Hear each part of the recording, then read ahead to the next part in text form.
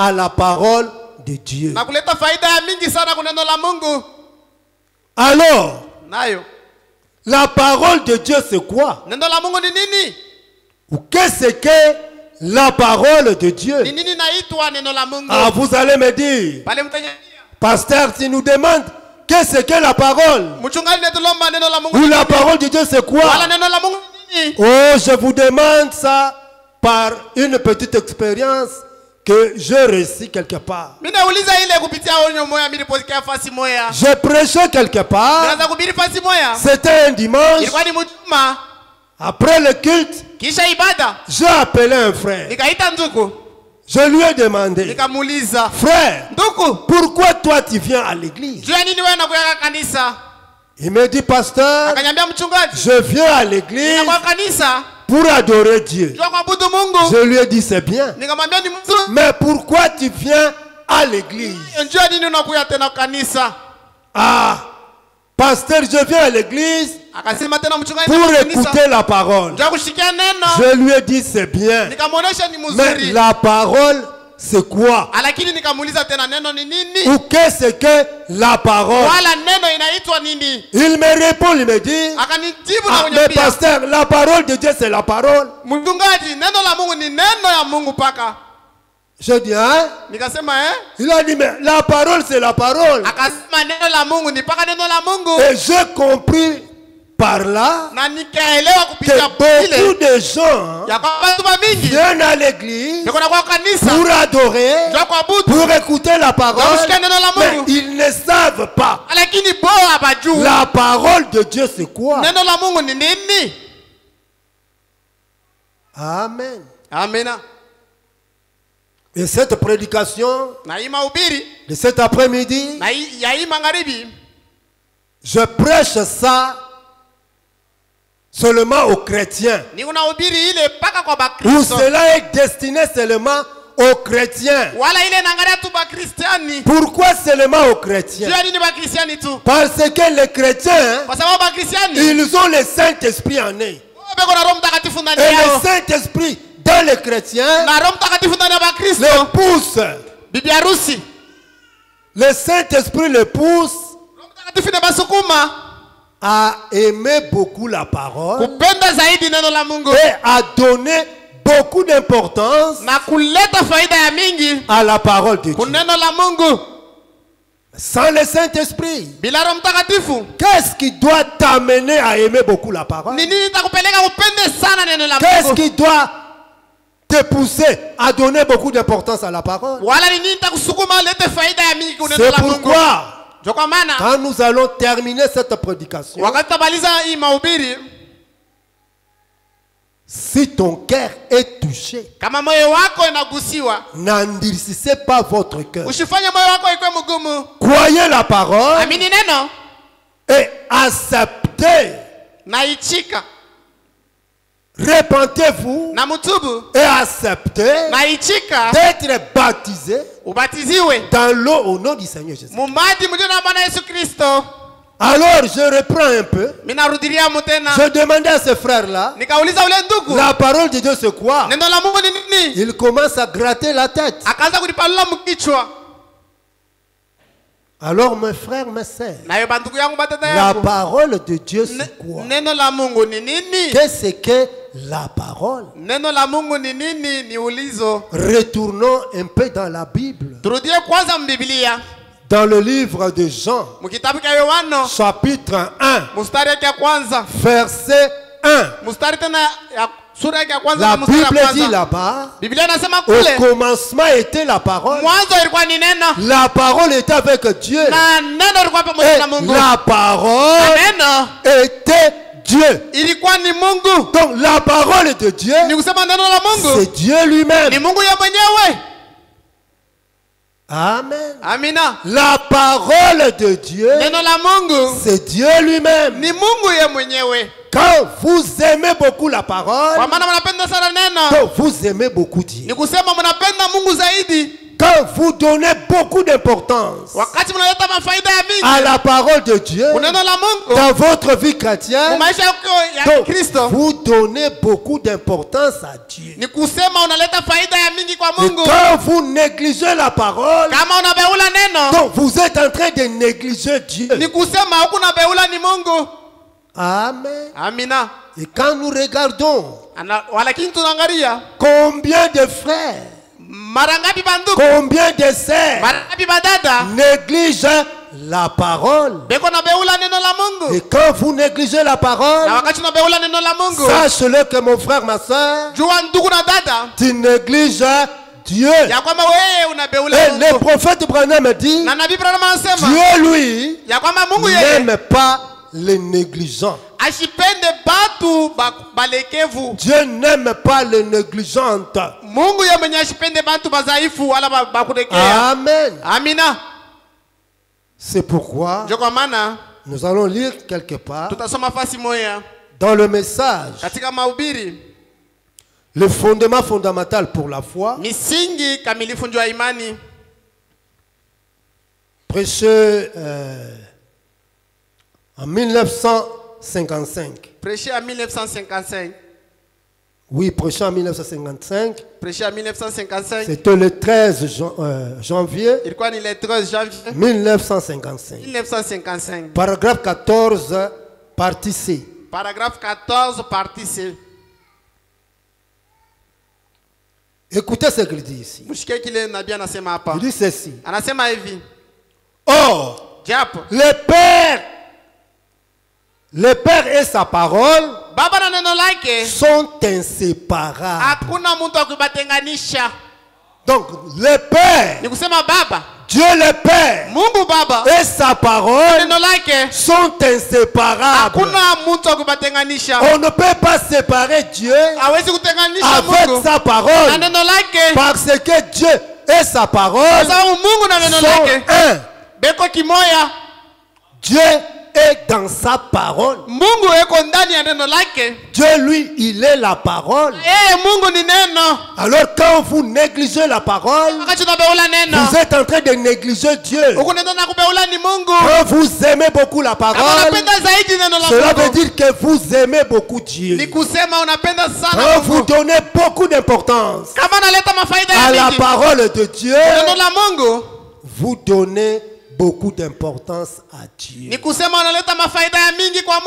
Amen. Il dit ceci. Parce que la parole, c'est son fils. Au commencement, était la parole. Et la parole était avec Dieu. Et la parole a été faite chair. Et la parole a été faite chair et a habité parmi nous. Amen. Écoutez. Il a habité parmi nous. Dieu et sa parole sont inséparables. Et Branham dit, vous ne pouvez pas avoir Dieu sans avoir sa parole. Amen. Vous ne pouvez pas avoir Dieu sans avoir sa parole. Cela veut dire quoi? Quand quelqu'un ou une église dit nous avons Dieu, nous avons Dieu, mais il néglige la parole, ils n'ont pas Dieu. Parce que nous ne voyons pas Dieu.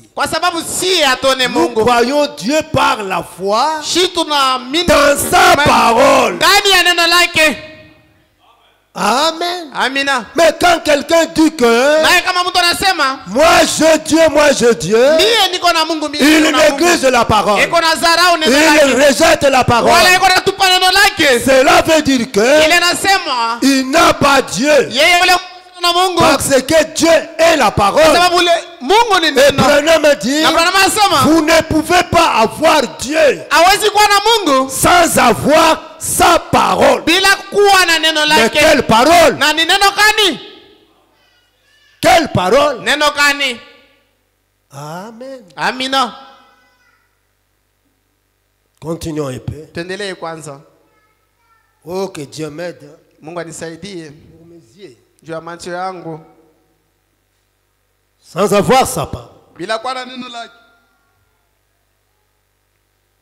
Et quand vous avez sa parole, Na kama uko na neno lake, vous avez Dieu. uko na Mungu. Amen. Amina. Quand vous avez la parole, Kama wewe uko na neno la Mungu, vous avez Dieu. ni kusema uko na Mungu. Quand vous n'avez pas la parole, Kama wewe hauna na neno, vous n'avez pas Dieu. ni kusema una na Mungu. Mais quelle parole? Nayo ni neno gani? On va y arriver. Tutafika kule. Amen. Amina. Prenons encore une autre citation. Tubebe tena andiko Le ingine. signe de la sémence du temps de la fin. Alama ya mbeko ya wakati ya mwisho. Prêché en 1962, Prêché en 1962. paragraphe 13. Paragraphe 13. On va lire encore quelque chose là-bas. Tasoma tena kitu kingine pale. Je pars un peu vite, parce que ce jour ici, la ville n'est pas bonne. Minenda mbio mbio kwa sababu ima Il dit, siku moja. il est la parole. Il est la parole. Yeye ni neno. Il est la parole. Yeye ni neno. Lorsque vous recevez la parole, Wakati wewe unapokea neno, vous recevez Jésus. ni kusema unapokea Yesu. Car il est la parole. Kwani yeye ni neno. Amen. Amina. Il est la parole. Yeye ni Il neno. est la parole. Yeye ni Qui est la neno. parole? Neno ni C'est Dieu. Ni Mungu. Et Branham dit, Na Branham anasema, lorsque vous recevez la parole, wakati wewe unapokea neno, vous recevez Dieu. pale unapokea Mungu. Lorsque vous croyez à la parole, Wakati wewe unaamini donc vous kuneno, croyez à Dieu. ni kusema unaamini Quand vous kwa ne Mungu. croyez pas à la parole, Kama uamini quand vous kuneno, ne recevez pas la parole, kama upokee donc vous neno, ne recevez pas Dieu. ni kusema wewe upokee Mungu. Parce que lui, Dieu, Kwa sababu yeye Mungu il est la parole. ni neno. Branham dit Branham anasema dans le message, katika mahubiri, Dieu dévoilé, Mungu mwenye kufunikwa. paragraphe, je crois, 161. Paragraphe 161. Entre 160 ou 161. Kati ya 160 wala 161. Traduction, la voix de Dieu. Traduction la voix de Dieu. Il dit, Anasema la parole manifestée, neno yenye kuonekanika la parole révélée, wala neno yenye kufunuliwa c'est Dieu le Père. ni Mungu Baba. Amen. Amina. C'est Dieu le Père. Ni Mungu Baba. Le même hier, aujourd'hui et éternellement. Mwenye kwa sawa sawa leo hata Et milele. Dieu le Père, Na Mungu Baba c'est la colonne de feu. ni nguzo la moto. Amen. Amina. Dieu le Père, Mungu Baba c'est la colonne de feu. ni nguzo la moto. Jésus-Christ. Yesu Kristo. Le même hier, aujourd'hui, Mwenye kwa éternellement. sawa sawa leo hata milele. La parole révélée, Neno yenye la kufunuliwa. parole manifestée Neno yenye de kuonekanika. votre âme, Mwenye kizazi ya kizazi c'est kenu. Dieu le Père lui-même. Ni Mungu Baba peke yake. Parce que Dieu, lui, Kwa sababu ye dans Mungu la Bible, mu Biblia il avait réparti sa parole. alikabula neno lake. Chaque parole de la promesse Na kila neno ya qui malako se trouve dans la Bible yenye inakutana mu doit Biblia s'accomplir inapaswa utimilike dans l'âge où Dieu avait destiné cela. mukizazi ambayo Mungu alichakula. Comme dans notre âge ici, Sa vile mukizazi ketu il y a une portion de la parole. kuku sehemu ya Il neno, y a des promesses dans la Bible kuko malako mu qui Biblia étaient destinées pour cet âge ici. yenye irangare mu hii Quand kizazi. cet âge ici est arrivé, Kwa sababu wakati kizazi ilifika, alors Dieu envoie quelqu'un. pale Mungu anatuma Et ce mtu quelqu'un-là, c'est le prophète. na ule mtu ni nabii. Parce que Branham dit, Kwa sababu Branham la anasema parole neno la Mungu vient toujours au prophète. inatokea mpaka Et kwa quand la nabii. parole vient au Na wakati prophète, leo unatokea kwa nabii, le prophète lui-même ndiye mwenyewe devient la parole yeye mwenyewe anakuwa ni de neno Dieu manifesté. yenye kuonekanika kwa Mungu. Amen. Amina. Et quand le prophète manifeste la parole, Wakati nabii anaonyesha la neno, parole qui était promise pour votre âge, neno yenyewe lilakiwa ndio kizazi cette kenu. parole-là, Ile neno c'est Dieu lui-même. ni Mungu yeye mwenyewe. Quand vous recevez cela, vous recevez Dieu. C'est pourquoi le message, nous appelons le message le message. Mais le message, c'est la parole. Et quand vous recevez le message, qui est la parole, vous recevez Dieu. Amen. Quand vous négligez le message, quand vous rejetez le message, quand vous piétinez le message, vous êtes en train de piétiner Dieu. Vous êtes en train de rejeter Dieu. Voilà pourquoi, mes frères, mes sœurs, nous devons recevoir la parole. Nous devons croire à la parole. Nous devons aimer beaucoup la parole. Nous devons donner beaucoup d'importance à la parole. Quand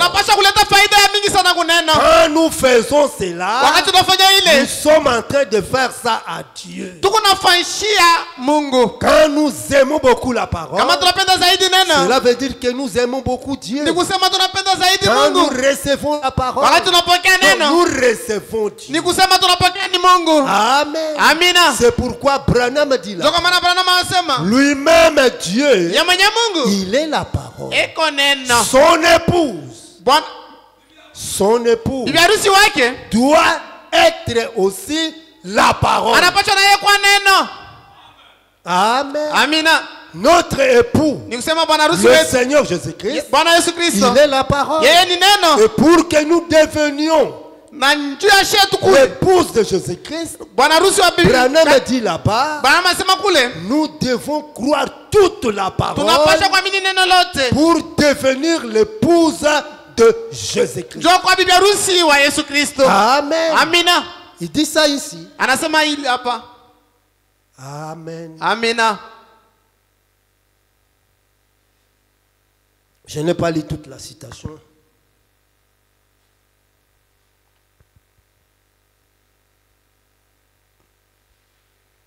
Nous allons ajouter encore.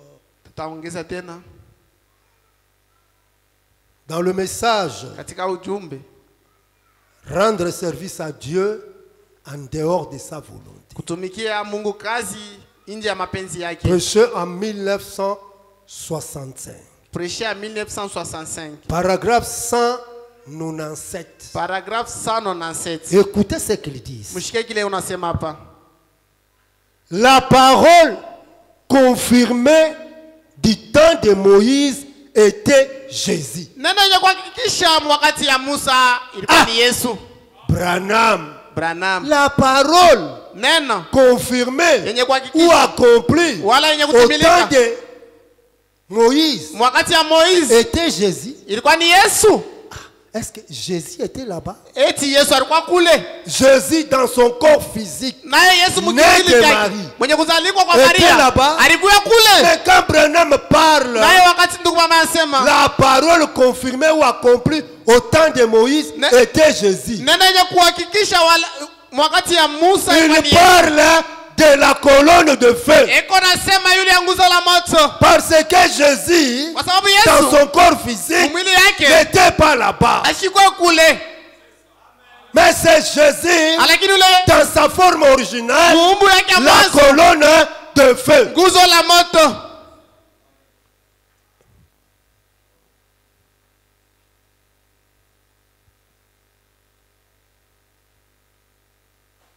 Était Jésus. La parole confirmée du temps d'Esaïe, d'Élie, de Jean et de tous était Jésus. Tous les prophètes qui ont apporté la parole dans leur âge, cette parole-là était Jésus. Esaïe est venu, il a prêché la parole. Cette parole-là était Jésus. Jérémie est venu, il a apporté la parole. En son temps, cette parole-là était Jésus. Jean-Baptiste est venu, il a apporté la parole. En son temps, cette parole-là était Jésus. Écoutez maintenant.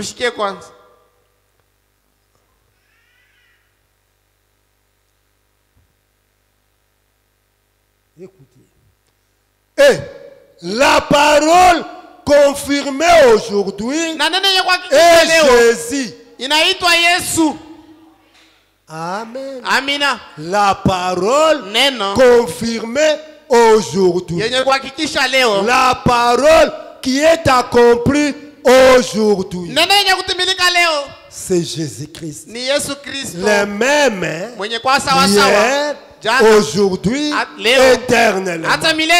Branham dit, oh Seigneur, aide-nous à croire cela. Aide-nous à recevoir cela. Amen. Amina. Donc le message qui est la parole que nous, c'est Jésus lui-même. Le message c'est la parole. Ce sont des promesses, des prophéties que Dieu avait promis dans la Bible. Et pour que la parole promise puisse s'accomplir, la parole vient tout d'abord au prophète. Et c'est le prophète qui manifeste la parole. C'est le prophète qui accomplit la parole. C'est le prophète qui proclame la parole qui était promise pour votre âme. Et quand la parole est proclamée, est accomplie, est confirmée, cette parole-là, c'est Dieu lui-même. C'est pourquoi dans la semence n'hérite pas avec la balle. Prêchez le 18 février 1965. Prêcher le 18 février 1965. Paragraphe 101. Paragraphe 101. Branham dit ceci. Aujourd'hui, en ce temps ici de la fin, nous n'avons pas reçu une portion de la parole. Aujourd'hui, en ce temps ici, nous avons reçu la parole entière. La parole dans sa plénitude. Moïse avait une portion de la parole. Esaïe avait une portion de la parole. Et tous les prophètes, ils avaient une portion de la parole. Jésus lui-même était la plénitude de la parole. Mais en ces derniers jours, en ce temps ici de la fin, Branham dit, nous n'avons pas reçu une portion de la parole. Il dit à l'ouverture, il dit selon Apocalypse 10, à l'ouverture du 7e sceau, la parole tout entière est née. Ça y est ici.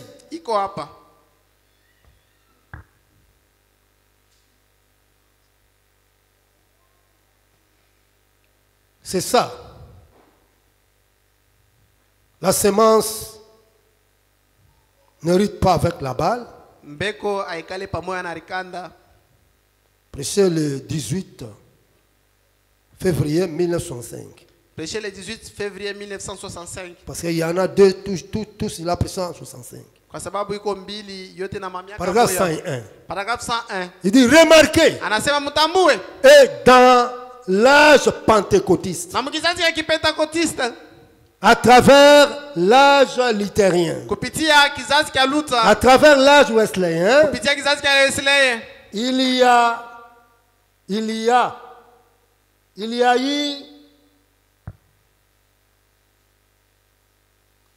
a eu la même chose.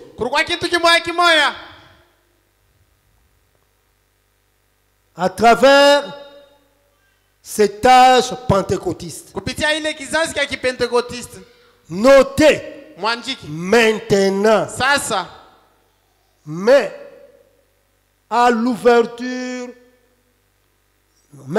notez maintenant. Mwandike sasa. Mais à l'ouverture du 7e sceau, Mukufunguliwa kwa muri ya 7. Apocalypse 10. Ufunuo 10. La parole entière doit naître de nouveau. Neno yote mzima inapaswa kuzalika mara ya pili. Amen. Amina. Pour être manifesté Jua ionekane par l'Esprit de Dieu. kupitia roho ya Mungu. L'Esprit de Dieu. Roho ya Mungu. L'Esprit, c'est un esprit. Roho ni roho. Cela ne peut pas manifester la parole comme ça. Ile haiwezi Pour kuonesha que neno la la Mungu. parole puisse être manifestée. Jua neno ionekane Selon Amos chapitre 3, 7. kupitia Amos 3:7. Cela vient tout d'abord à un homme. Ni kusema kwanza ile Et natukuja cet kwa mtu. homme-là, c'est le prophète. Na ule mtu jina lake ni nabii. Et c'est le prophète qui manifeste la parole. Na ni nabii anaonesha C'est le neno. prophète qui révèle la parole. Na ni nabii anafununaka neno. Et Branham dit ici, Na Abraham asema hapa. à l'ouverture du 7e sceau, Mkufunguliwa kwa muli ya selon 7. Apocalypse 10, Kupitia ufunuo la 10. parole de Dieu Neno la Mungu tout entière mutele yayo doit naître encore de nouveau, inapaswa kuzalika tena mara comme nyingine. cela était là-bas à l'est. Sa vile ile ilikuwa kuma west Là-bas à l'est, kule kumagharibi. la parole était dans Jésus-Christ. Neno ilikuwa ndani ya Yesu Kristo. Et ici à l'ouest, Na huku la magharibi même parole ile neno moya moya doit naître dans un homme inapaswa kuzalika ndani ya pour mtu. être manifestée Jionekanike dans son entièreté. mutele yake. C'est pourquoi Branham dit, Ndio kwa maana Abraham anasema aujourd'hui, leo nous n'avons pas reçu une portion de la parole. hatukupate sehemu ya neno. Nous avons reçu toute la parole. Anasema tulipata neno yote mtele. Amen. Amina. Il dit la parole originelle. Ni kusema anasema neno ya mwanzo. Amen. Amina. Comme dans la Genèse, Sa vile kumwanzo c'était la parole originelle ilikuwa ni neno ya mwanzo prononcée par Dieu lui-même. yenye kutamka kwa Mungu yeye Que la mwenyewe. lumière soit. Nuru iwe Et la lumière était venue à l'existence. na nuru ikaja. Et aujourd'hui, au temps de la fin, Na leo wakati wa le mwisho même Dieu yule Mungu moya est moya descendu alishuka et tena s'est incarné alijingisha dans le prophète. Munabii. Il a prononcé encore la parole. alitamka tena neno La parole originelle. neno ya mwanzo Pas une partie, hapana sehemu mais la ya parole tout ni entière. kusema neno yote mutele. Amen. Amina. Et cette parole-là, Na ile neno ce sont des promesses ni malako et des prophéties na qui unabii étaient promises dans la Bible. yenye ililakiwa mu Et Biblia. quand vous croyez à Na cela, wakati unaamini de kule tout votre cœur, na moyo wako de wote toute votre âme, na mnafsi yako vous yote êtes en train de croire à Dieu. huko naamini kwa Mungu. Quand vous donnez beaucoup d'importance à la parole, Wakati unaleta faida ya mingi kuneno vous donnez beaucoup d'importance à Dieu. ni kusema unaleta faida ya mingi kwa Mungu. Amen. Amina. C'est cela, mes frères. Njo ile banduku. Quand vous négligez la parole, Kama unabeula vous neno négligez Dieu. ni kusema unadharau Mungu. Quand vous ne donnez pas beaucoup d'importance Kama unaleta au lete à mafaida la ya mingi parole de Dieu, neno la Mungu vous ne donnez pas beaucoup d'importance à Dieu. ni kusema ulete mafaida ya Mungu. Et la parole que nous avons reçue aujourd'hui, Na neno ile tunapokea ce leo n'est pas n'importe quelle parole. haina neno lolote, Ce sont des prophéties ni et unabii des promesses na malako que Dieu avait promis dans la Bible, ile Mungu alilaka mu qui est Biblia accompli dans le ministère de Malachie 4. yenye litimilika muhuduma ya Malaki 4. C'est cela la parole pour nous aujourd'hui. Njo neno yetu C'est leo, cela Dieu pour nous aujourd'hui. njo Mungu wetu leo. Alors écoutez Branham. Sasa mshike ndugu Branham. Branham pose une question ici. Branham anauliza swali Vous moja savez hapa. pourquoi vous aimez la parole? Mnajua njo nini mnapenda Vous neno? les chrétiens, Mweba Kristo. vous qui ont le Saint-Esprit, Mwenye kwa na Roho vous Mtakatifu. savez pourquoi vous aimez la parole? Mnajua njo nini mnapenda neno? On va lire ça. Tutasoma ile. Je suis en train de couper des citations pour gagner un peu le temps.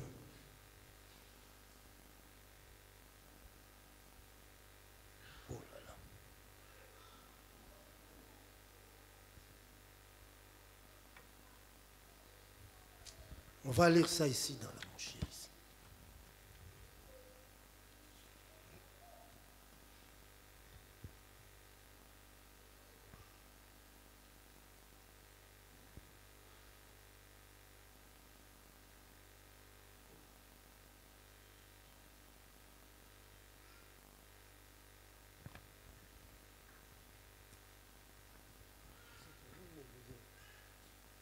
Vous pouvez m'aider un peu.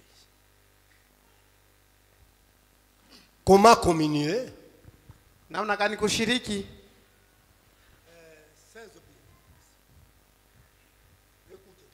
Comment communier? Namna gani kushiriki?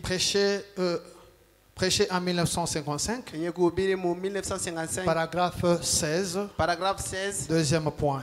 Nukta ya pili. Frère Branham a dit ceci. Ndugu mama anasema hivi. J'aime la parole, pas vous. Mimi napenda neno na mweye. Branham anasema kule ya kwamba Branham yeye anapenda neno na mwe mnapenda neno na mimi pia mimi napenda neno. Kama wewe unapenda neno ile inakuangalia, Branham anasema mimi napenda neno na mwe mnapenda neno. J'aime la parole, pas vous. Na mwe mnaipenda. Et savez-vous pourquoi vous aimez la parole? Na mnajua nini mnapenda neno? Eti mnajua nini mwe mnapenda neno? Kwa sababu ya Kristo. Mwema Kristo. Mnajua nini mwe mnapenda neno? C'est parce que vous avez le Saint-Esprit en vous. Ni kusema mko na Roho Mtakatifu ndani yenu. Bandu kuna batata. Mwema Kristo. Mnapenda neno la Mungu. Kwa sababu mko na Roho Mtakatifu. Faites un peu le contraire de cela. Mufanye mbele kinyume na ile. Quand vous n'aimez pas la parole, Kama wewe unapenda neno, vous avez le Saint-Esprit. Hein? eti uko na Roho Mtakatifu.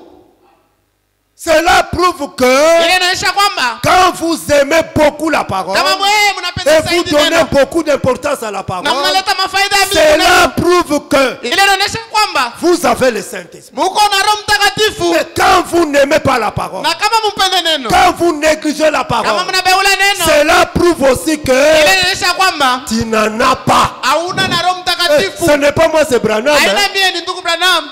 En effet, Hivi basi la Bible dit que l'homme ne vit pas de pain seulement, Biblia inasema mtu ataishi tu kwa mkate tu, mais de chaque parole qui sort de la bouche de Dieu. nayo mtu ataisha kuneno yote kutoka mkinywa wa Mungu. L'homme Ni kusema mtu ne vit pas de pain seulement. ashishi kwa mkate tu.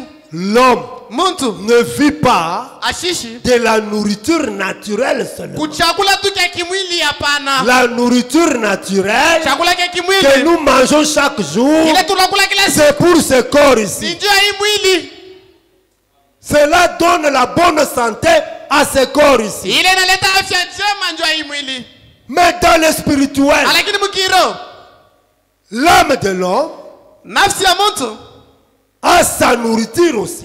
iko na chakula chayo. Et la nourriture de l'âme, c'est quoi? Na chakula cha nafsi ni nini? La nourriture de l'âme, Chakula cha nafsi c'est la parole de Dieu. ni neno la Mungu. Remarquez, Muone dans le naturel, mkimwili vous devez manger chaque jour unapaswa kula kila siku pour garder la santé de ce corps ici. njoo kuchunga afya mzuri ya hii mwili. Pour que ce corps ici soit en bonne santé. Njoo hii mwili ikuwe na afya mzuri. Vous mangez le matin, Unakula asubuhi, vous mangez la midi, unakula vous tama, mangez le soir, unakula tena magharibi. pour la bonne santé de ce corps ici. Njoo ya hii mwili ikuwe na afya mzuri. Mais Lakini ton âme nafsi yako a besoin aussi de grandir, iko lazima ikomee, avoir aussi la bonne santé ikuwe na afya spirituelle. njema ya mkiroho. Mais si vous ne le faites pas manger, Kama wewe aurishe nafsi si vous yako, ne croyez pas la parole, kama wewe hauamini kuneno, parce que la nourriture de l'âme, kwa sababu chakula cha c'est la nafsi parole. ni neno. Pour que mon frère, ma soeur, Njoo ya ndugu yangu na dada yangu, ton âme nafsi yako ait la bonne santé spirituelle, ikuwe na afya mzuri ya kiroho, tu dois manger toujours de la parole. unapaswa kula paka neno. Manger la parole Kula neno veut dire recevoir toujours la parole, ni kusema kupokea tu croire neno, toujours à la parole. kuamini tu neno, Et on croit la parole où? na tunaamini À la maison, hein? Non. On écoute la parole où? À la maison, hein? Non. C'est ici à l'église. Oh non, pasteur. Moi je lis la Bible. Je lis le message. Branham a dit. Lire aussi c'est bien. Mais lire ne donne pas la foi. Lire ça va te donner la connaissance. Mais tantôt, tu dois avoir la connaissance intellectuelle. Il faut venir à l'église pour écouter la parole. Et on n'écoute pas aussi la parole une seule fois. C'est pourquoi la Branham dit là. Nous devons venir à l'église pour écouter la parole. Avoir la foi. Pour avoir la foi. Et pour avoir la foi, il faut écouter la parole. Parce que la Bible dit, la foi vient de ce qu'on entend. Et de ce qu'on entend, c'est la parole de Christ. De ce qu'on entend, c'est la parole de Dieu. Si vous n'écoutez pas, comment vous allez avoir la foi? Comment votre âme doit grandir?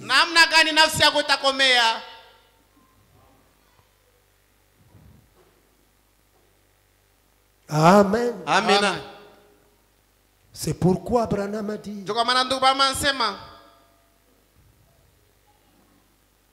Vous savez pourquoi vous aimez la parole?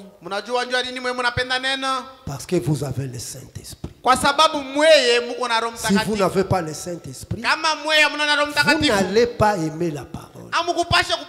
Vous allez commencer à négliger la parole. Vous allez commencer à regarder la parole comme ça. Et cela prouve que tu n'as pas le Saint-Esprit. Amen. Amina. On va nous lire encore quelque chose. Dans le message El Shaddai. Prêché en 1959. Prêché en 1959. Paragraphe 35. Écoutez maintenant. El Shaddai 1959. El Shaddai 1959. Paragraphe 35. Paragraphe 35. Celui qui demeure en moi et en qui mes paroles demeurent. Oh, demeurer signifie rester là. Celui que ma parole demeure en lui, et celui qui demeure en moi. Branham interprète cette écriture. Il dit que demeurer signifie rester là. Là où se trouve la parole. Si ma parole demeure en vous, et vous demeurez dans ma parole, et le mot demeurer, Branham dit, cela signifie rester là. Là où se trouve la parole. Et aujourd'hui, la parole se trouve où? Aujourd'hui, la parole se trouve dans Malachie 4. Amen. Amen. En dehors de Malachie 4, vous n'avez pas la parole. Parce que la parole aujourd'hui se trouve dans Malachie 4. En dehors de Malachie 4, peu importe ce que vous pouvez dire, peu importe ce que vous pouvez croire, c'est pourquoi Branham a prêché. Rendre un service à Dieu en dehors de sa volonté. C'est pourquoi le jeudi je vais commencer. Je vais prêcher ça. Quelle est la volonté de Dieu que Dieu accomplit toujours dans un âge? Aujourd'hui, en dehors de Malachie 4, en dehors de Malachie 4, vous rendez service à Dieu en dehors de sa volonté. La volonté de Dieu aujourd'hui, c'est Malachie 4. En dehors de Malachie 4, peu importe ce que vous pouvez faire, vous rendez un service à Dieu en vain. Amen. Nous allons entrer là-bas en profondeur le jeudi et dimanche. Amen. Amina. Continue. Si vous recevez la promesse de Dieu dans votre cœur, je suis l'Éternel qui te guérit. Vous savez, beaucoup de gens ont des maladies qui ne se guérissent pas. Pourquoi? Ils ont des problèmes qui ne se terminent pas. Pourquoi? Parce qu'ils ne reçoivent pas la promesse de Dieu. Quand vous ne recevez pas les promesses de Dieu, qui est la parole pour nous aujourd'hui, peu importe ce que tu peux dire. C'est pourquoi beaucoup de gens ont leur maladie, leurs problèmes ne se terminent pas. Ils prétendent être dans le message, mais ils rejettent les promesses. Ils rejettent la parole. Et en rejetant les promesses, en rejetant la parole, ils rejettent Dieu. Alors, vous rejetez Dieu. Comment Dieu peut vous guérir? Comment Dieu peut faire quelque chose pour vous? Non.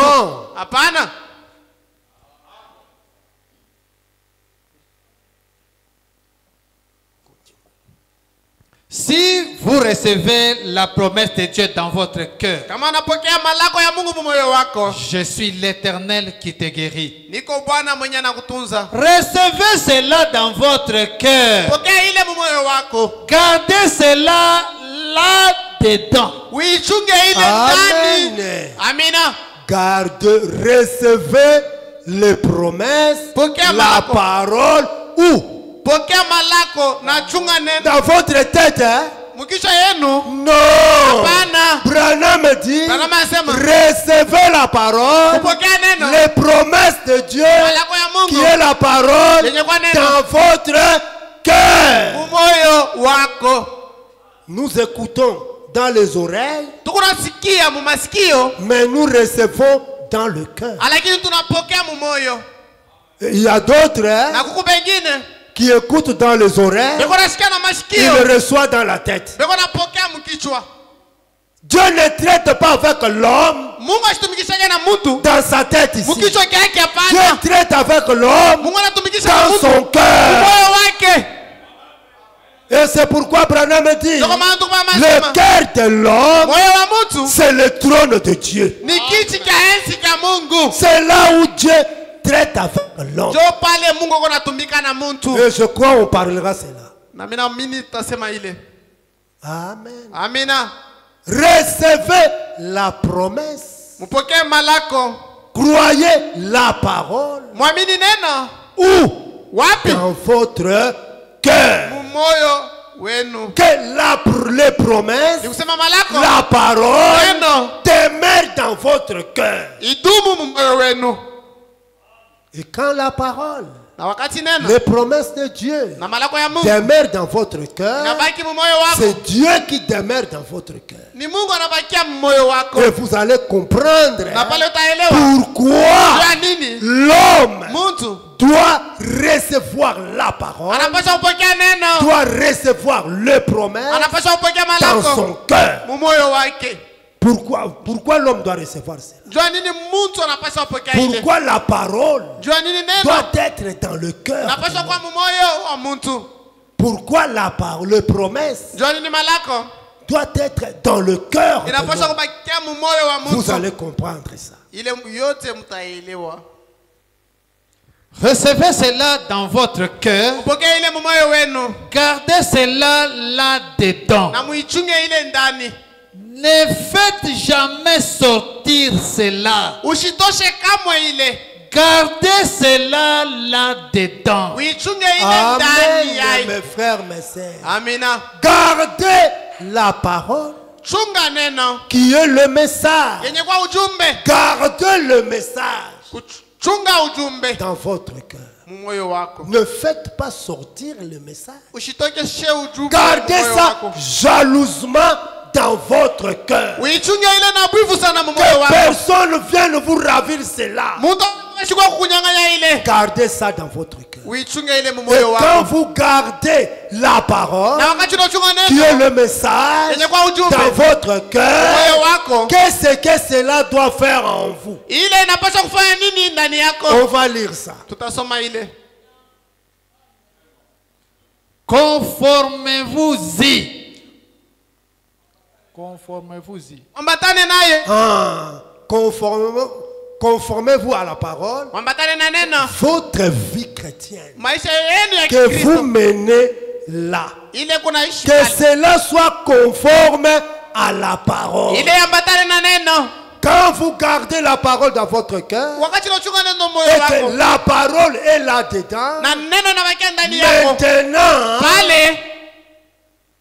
votre vie doit être conforme à la parole de Dieu. Quand vous dites que moi j'ai la parole en moi, je garde la parole en moi, mais on ne doit pas croire seulement à votre parole. On doit voir la parole.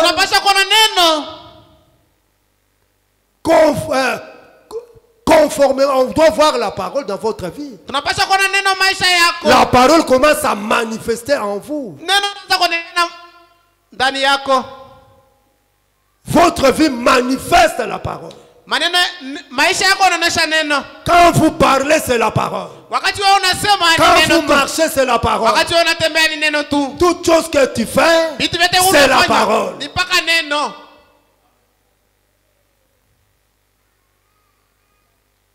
Conformez-vous-y.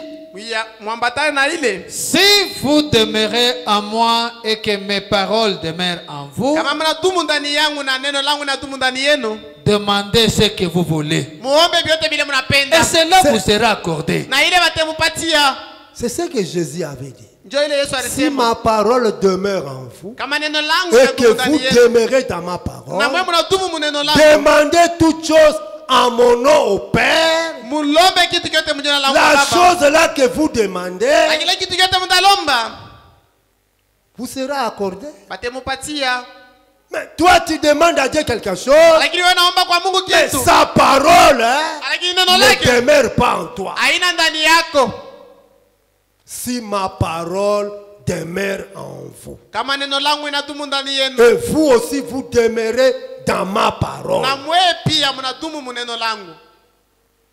demandez toutes choses que vous voulez demander à Dieu en mon nom, la chose vous sera accordée. C'est ça la condition.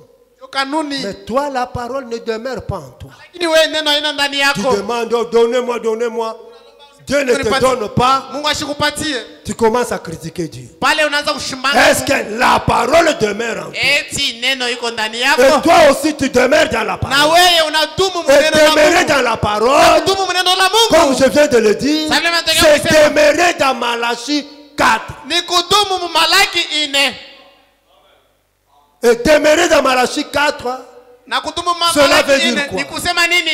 Toute la parole, toute parole que le prophète Branham a proclamée, cela doit être en vous et vous dans cela.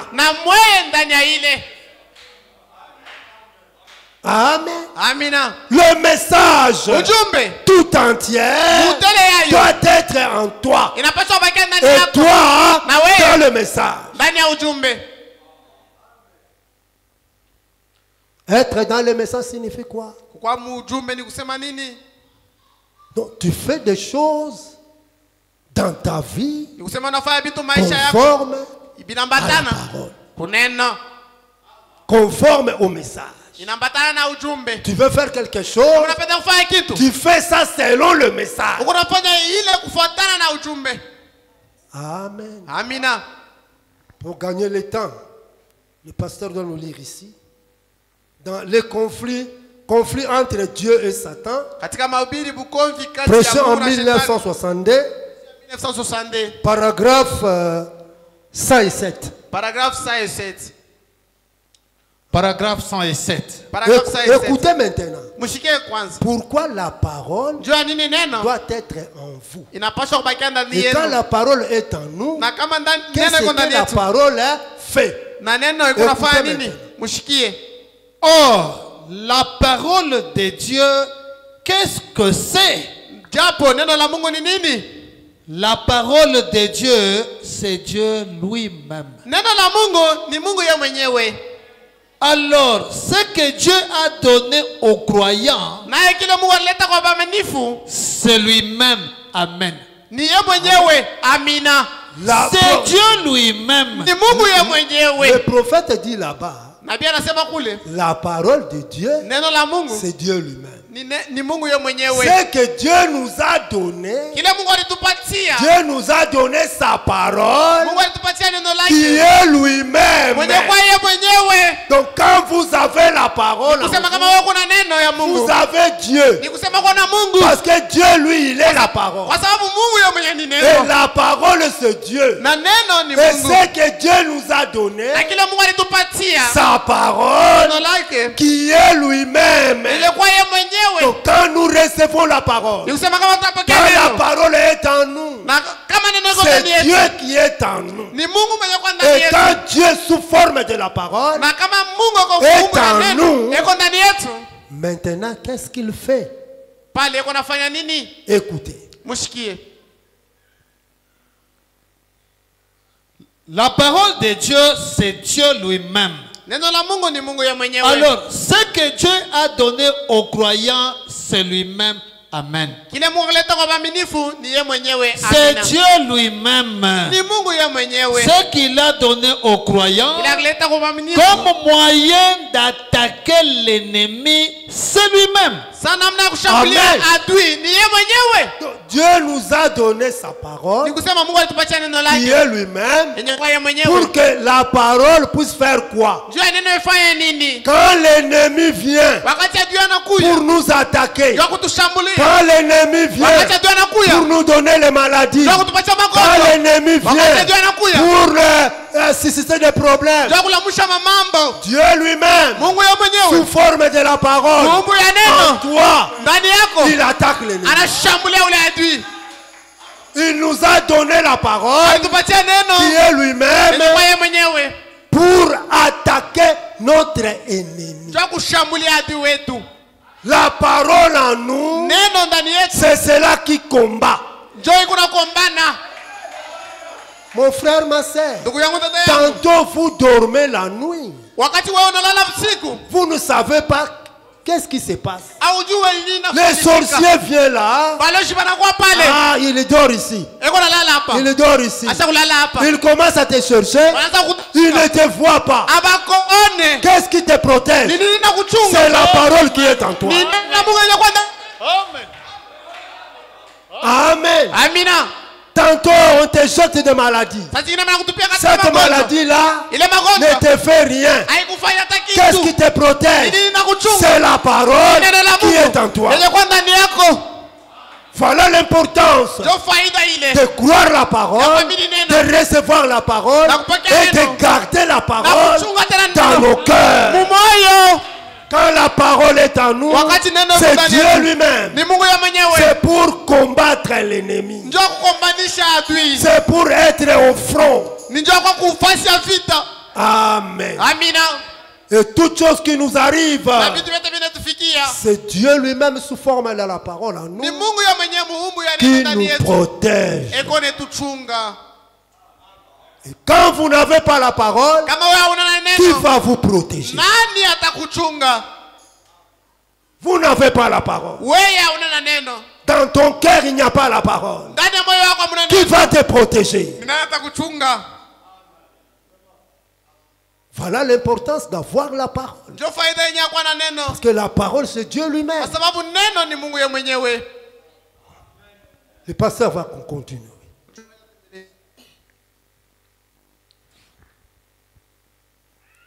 Ce qu'il a donné aux croyants comme moyen d'attaquer l'ennemi, c'est lui-même. Autrement dit, il est le Père. Et la parole est Dieu. Donc la parole est notre Père. Amen. Je dis toujours aux gens, est-ce que vous avez déjà vu un papa qui promène avec son enfant? L'enfant fait tomber. Il dit, il laisse la tomber là-bas. Non. Papa, il va protéger son enfant. C'est ce que Dieu fait avec nous. Il est notre Père. Il est notre Père. Quand les problèmes arrivent, quand nous voulons tomber, quand nous voulons faire quelque chose, c'est lui-même qui nous protège. Pourquoi? Parce qu'il est notre papa, notre Père. La parole est notre Père. Voilà ce que la parole fait en nous. Voilà pourquoi nous devons avoir la parole. La parole est notre Père. C'est la parole qui nous protège. Et la parole, c'est Dieu lui-même.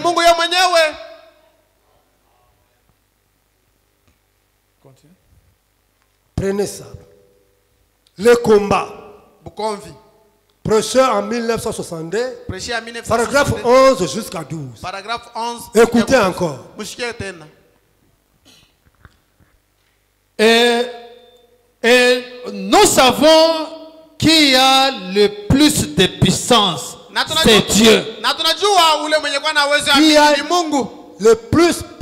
Qui est le plus puissant? C'est Dieu lui-même qui est le plus puissant. Il n'y a personne dans le monde qui est plus puissant que Dieu. C'est pourquoi Branham dit là-bas, qui est le plus puissant? C'est Dieu lui-même qui est le plus puissant. Écoutez. Et Dieu, quand il a donné à son peuple la meilleure chose pour combattre Satan, il lui a donné sa parole. La meilleure chose que Dieu nous a donnée pour combattre Satan, c'est quoi? C'est la parole. Sans la parole, mon frère, ma soeur, une petite tentation, tu tombes. Sans la parole. Voilà pourquoi beaucoup de frères et beaucoup de sœurs tombent à n'importe quoi. Quand vous voyez une sœur, un frère, toujours tomber, faire de telles choses, il n'a pas la parole. Parce que si vous avez la parole, la parole doit te protéger. Comme vous n'avez pas la parole, une petite tentation, une petite maladie, boum. Parce qu'il n'y a pas la parole. Et la meilleure chose que Dieu a donnée à son peuple pour combattre Satan, c'est la parole.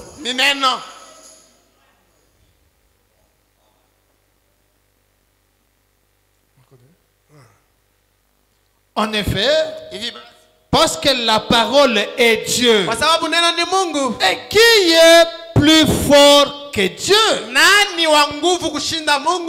Donc la parole est Dieu. Et la parole devient notre force. La parole, c'est quoi? C'est notre force. Eh mes frères, c'est pourquoi quand moi je marche, je ne marche pas la tête baissée comme ça. Moi je marche là comme ça. Parce que je sais que je suis un enfant de Dieu. Et la parole est en moi. Je ne crains rien. Je ne crains même pas les sorciers. Toi, un chat, le chat passe ici. Au nom de Jésus.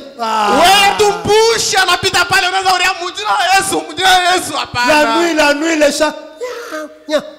Démon, démon. Tu as peur de quoi? Tu as peur, hein? Parce que tu n'as pas la parole. Il n'y a rien en toi qui va te protéger. Amen. Amina. La parole est Dieu. Et la parole devient notre force. Dieu dans l'église devient la force de celle-ci. Pour tirer Satan dans ses feux. Dans ce feu qu'il a fait. Et la lutte se poursuit. Or Jésus a dit dans Marc 16, en mon nom ils chasseront les démons. Amen. Vous savez, même si nous sommes les enfants de Dieu, Dieu nous a mis ici sur la terre. Dieu n'a pas écarté Satan. Partout là où nous sommes, Satan est toujours là.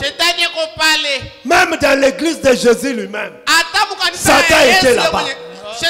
Satan était là-bas dans Judas Iscariote. Même ici, Satan est ici. Il vient à l'église aussi. Il écoute aussi la parole. Quand Dieu a fait une conférence là-bas au ciel, il a appelé ses enfants. Les enfants de Dieu sont venus. Satan aussi est venu. Où est-ce que tu viens? Je viens te promener partout. C'est pourquoi Satan est toujours là pour nous faire, pour nous combattre. Mais Dieu nous a donné quelque chose pour que nous puissions toujours les vaincre. Même si nous combat, nous allons toujours le vaincre. Amen. Et nous-mêmes comme ça, ce corps ici n'a pas de force. Ce corps ici, charnel et faible. Mais qu'est-ce qui rend ce corps ici fort? C'est la parole en toi. Quand il y a la parole rend ce corps ici fort. Satan vient comme ça, il essaye. Quand il veut essayer, il touche le courant de 600 000 volts. Il touche. Il vient encore, il regarde. Il veut toucher. Mais il ne laisse pas. Il continue toujours. Et quand il vient, il tombe. C'est pourquoi Satan ne peut pas vaincre un enfant de Dieu qui a la parole en lui. Jésus lui-même. Quand il était sur la terre, dans son corps physique, après avoir jeûné 40 jours, 40 nuits, Satan est venu pour lui tenter. Jésus avait la force de lui chasser. Et Branham dit, Satan lui connaît aussi la parole à 99,9. Il vient à Jésus. La parole dit, Jésus lui a regardé. La parole dit aussi. La parole dit. La parole dit aussi. Il a essayé, il a essayé. Ici, il n'y a pas moyen. Il connaît bien la parole. Jésus lui a vaincu par la parole. Amen. Voilà pourquoi nous devons avoir la parole. La parole qui est le message. Nous devons avoir le message en nous. La parole en nous. Et garder ça dans nos cœurs. Quand Satan vient, lui ne regarde pas autre chose. Satan, c'est un esprit. Tantôt il entre dans un homme, tantôt il entre dans quoi que ce soit. Il vient, il regarde, il commence à te tester. Quand il commence à te tester, quand il essaye comme ça, toi tu réponds par la parole. Il essaye comme ça, tu réponds par la parole. Il va quitter. Amen. Parce que vous avez la parole. Et la parole, c'est notre force. C'est cela qui combat pour nous. Voilà pourquoi nous devons aimer beaucoup la parole. Nous devons recevoir la parole. Nous devons croire à la parole. Nous devons donner beaucoup d'importance à la parole de Dieu. Parce que la parole de Dieu, c'est Dieu lui-même. Et la parole, c'est notre force. Et la parole, c'est cela qui combat pour nous. Amen. On va lire ici.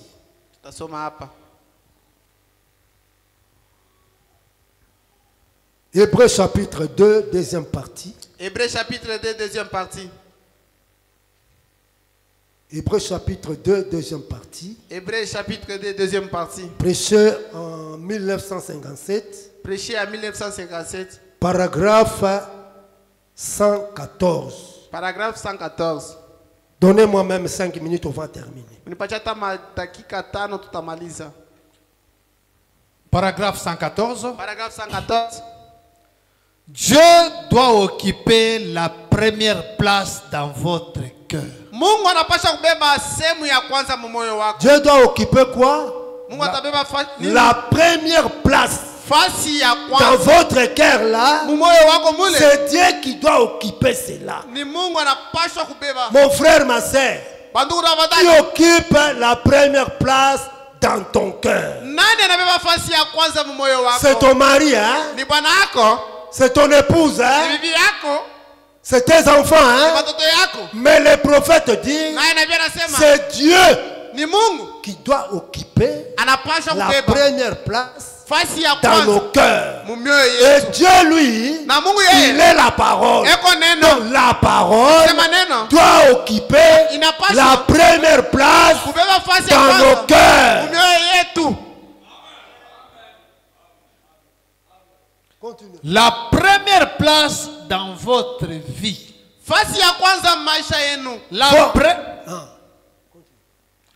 La première place dans tout ce que vous faites. Où ce que vous êtes. La première place dans votre vie. Oh, ma vie privée, je ne veux pas un frère entre dans ma vie privée. Je ne veux pas une sœur entre. Mes frères, mes sœurs. Nous les chrétiens, il n'y a pas de vie privée. Dieu doit te contrôler. Et Dieu, lui, il est dans ton frère. Il est dans votre sœur. Nous allons te contrôler. Vous allez me contrôler. Et tout ce que toi tu fais, Dieu doit occuper la première place. Tu veux faire une affaire, Dieu doit occuper la première place. Tu veux se marier, Dieu doit occuper la première place. Cela veut dire quoi? Tu veux faire quelque chose, faites cela conforme à la parole. Ne faites pas quelque chose en dehors de la parole. Tu veux voyager, faites-le selon la parole. Tu veux faire une affaire, faites-la selon la parole. Si tu ne sais pas faire quelque chose selon la parole, le berger est là. Le pasteur est là. Venez demander au pasteur. Pasteur, je veux faire quelque chose. Je veux faire une affaire. Lui, il est là pour te conduire. À cette affaire-là, regardez ce que la parole dit. C'est tel. Un homme comme moi, comme ça. Tu fais ton affaire là-bas. Cela échoue. Et après tu fais pasteur, tu vois, moi je vais te chasser. Allez continuer. Avant de faire ça, tu étais venu me demander. Après avoir échoué, tu viens chez moi. Continue. Il ne veut pas la seconde place. Il ne mérite pas la seconde place. Il mérite le meilleur et le premier. Et tout ce que nous avons. Il le mérite. Oh, béni soit son Saint-Nom. Dieu mérite le meilleur. Tout ce que nous avons, Dieu mérite cela. Mais mes frères, en regardant comme ça, qu'est-ce que nous avons à donner à Dieu? L'or, l'argent appartient à Dieu. Mais Dieu dit, donnez-moi le meilleur. Le meilleur c'est quoi? Quand on vous demande, achetez un sac de ciment. Le meilleur c'est quoi? Au lieu d'acheter seulement un, tu achètes 2 ou 3. C'est ça le meilleur. Amen. Donnez à Dieu quelque chose de meilleur. Et Dieu mérite la première place, pas la seconde place. Amen. Et tout ce que nous avons appartient à Dieu. Et pour terminer, on termine ici.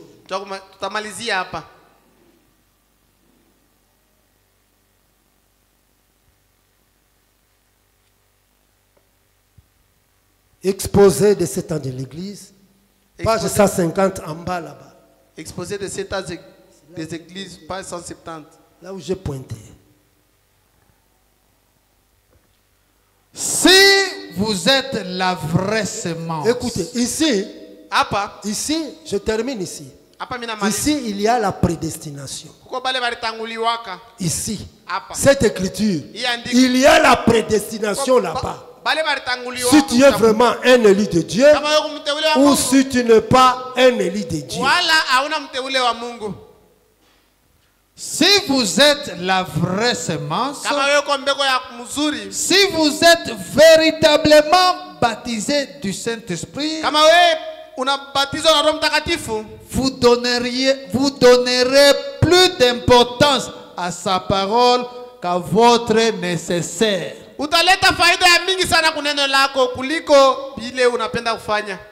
vous aurez un ardent désir de vivre toute parole qui sort de la bouche de Dieu. Amen. Et Branham dit, aide-nous Seigneur.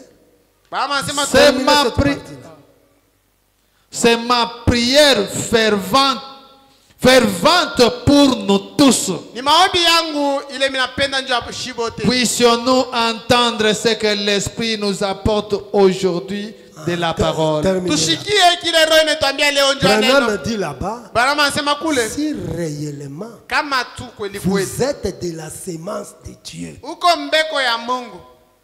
si vous êtes vraiment baptisé du Saint-Esprit,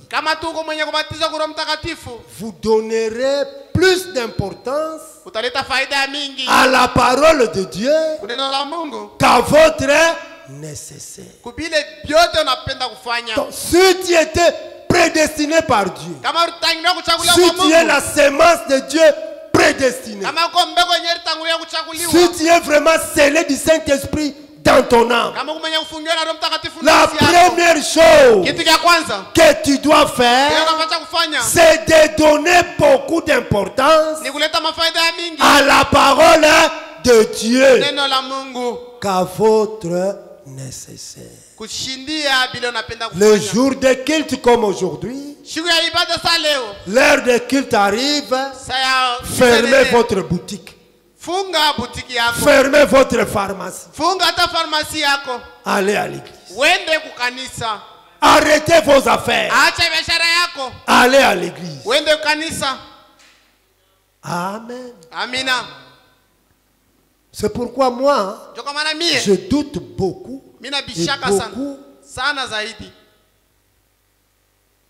Aux gens qui fuient l'église.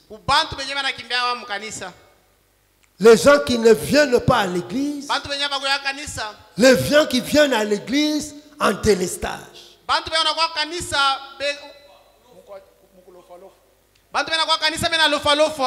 Aujourd'hui, il vient. Après une semaine, il vient. Et tantôt, il néglige. Je doute de frères comme ça. Je doute de sœurs comme ça. Un véritable chrétien, une sémence de Dieu dans son cœur, le jour de culte, il ne peut pas rester à la maison. Le Saint-Esprit en lui va lui dire: amène-moi à l'église. J'ai besoin d'écouter la parole. Amène-moi à l'église. J'ai besoin de manger la parole. Parce que moi aussi, moi le Saint-Esprit, j'ai besoin de grandir. Mais toi, avec le Saint-Esprit, le jour de culte, tu restes à la maison. Tu ne fais aussi rien. Tu restes seulement comme ça. Moi, je dois douter de Dieu. C'est pourquoi aujourd'hui, mes frères, nous avons des chrétiens inutiles. Il y a des chrétiens inutiles. Ils ne donnent pas de dîmes. Ils ne donnent pas les offrandes.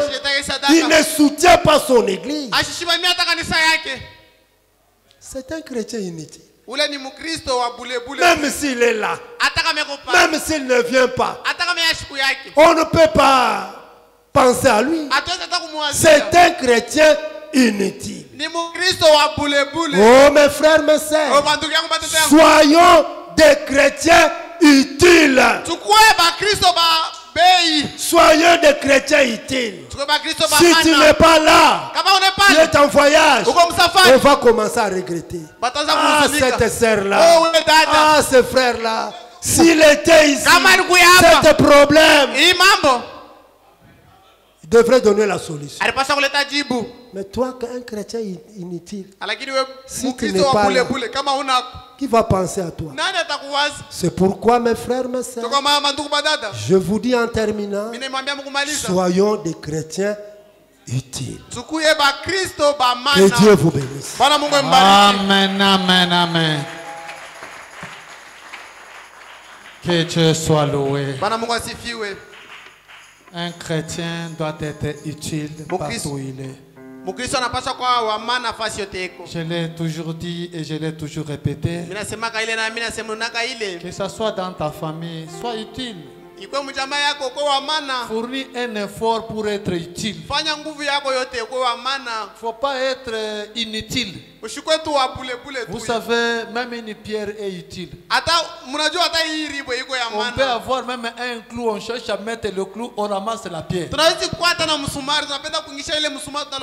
On commence à chercher cette pierre-là que j'ai utilisée hier, ça est où? Mais maintenant, toi, tu es inutile dans la famille, inutile au quartier, inutile même à l'église. C'est pourquoi des fois les gens t'oublient.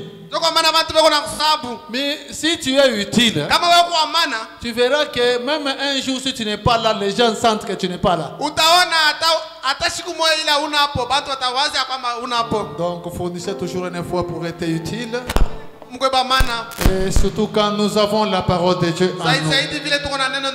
Comme l'homme de Dieu vient de nous apporter la parole. La parole et Dieu, c'est la même chose.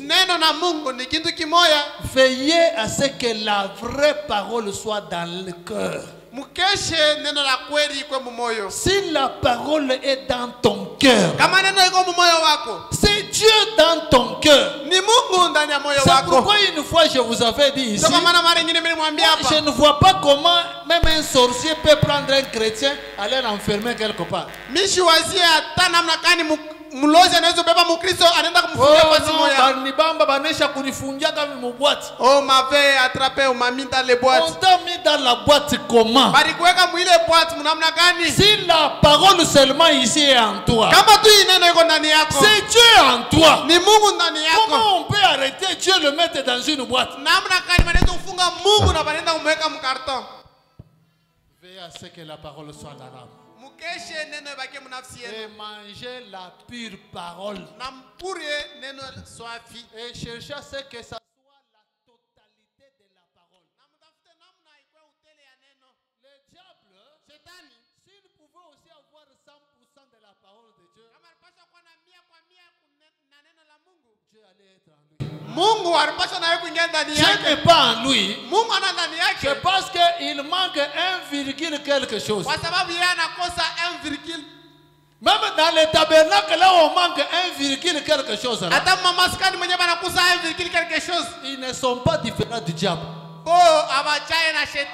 Ils ne sont pas différents. C'est la même chose que le diable. C'est pourquoi je vous ai toujours dit, nous devons surveiller pour ne manger que la parole de Dieu.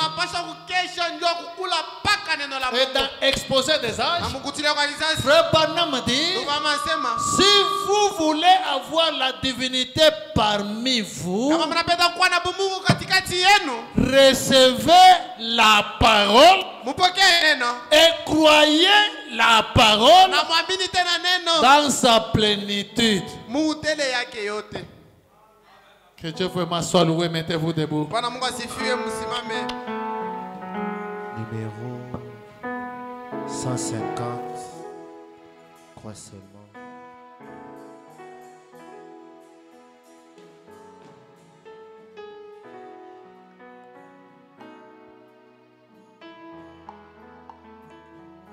Quel beau jour, jour de mon choix, si toi mon sort, verrai mon Dieu, qui manquerait, y'en de joie, exprime partout son ravissement. Quel beau jour, quel beau jour, quand Jésus t'a mes péchés, il m'a prié, veillez prier et vivre chaque jour par la joie. Quel beau jour, quel beau jour, quand Jésus t'a mes péchés. Quel engagement qui scelle mes vies en lui qui mérite mon amour. Puissent les chants